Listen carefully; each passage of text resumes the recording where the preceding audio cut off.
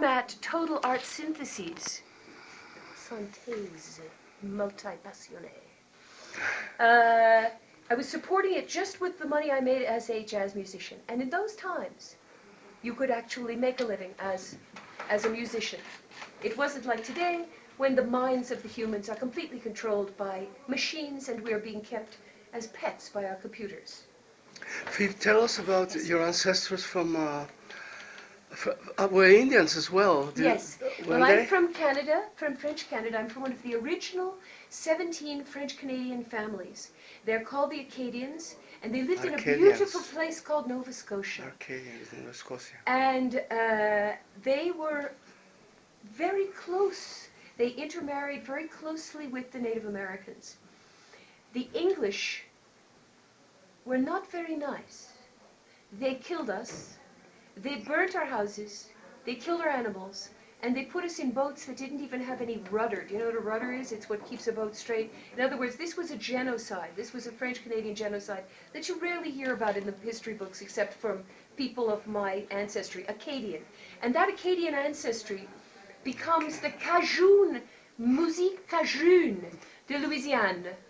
I'm descended from a man who was a musician for Louis XIV. From Louis? Louis XIV, Louis XIV.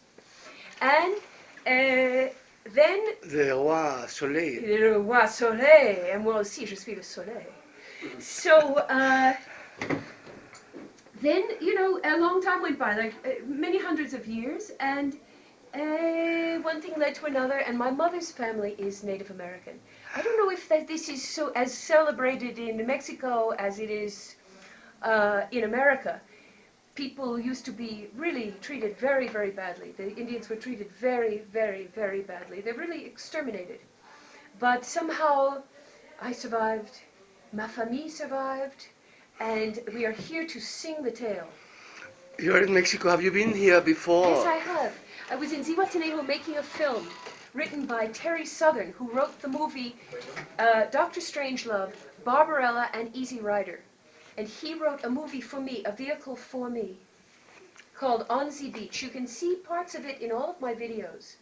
And what are you doing now? You're coming to this 10th festival, International Festival of Cabaret. And how do you feel, Phoebe, to be here in Mexico City? I am so thrilled. I am so happy. Because the cabaret scene in New York, unfortunately, has been taken over by the very rich, what we call the 1%. And it is not about politics, it is not about gender, it is not about making the world a better place, it is not about transforming minds, it's just about spending enormous amounts of money. So when I was, in the early 90s, unfortunately, AIDS swept through the cabaret community, and there were only two people left standing, Joey Arias and moi, Phoebe Legere.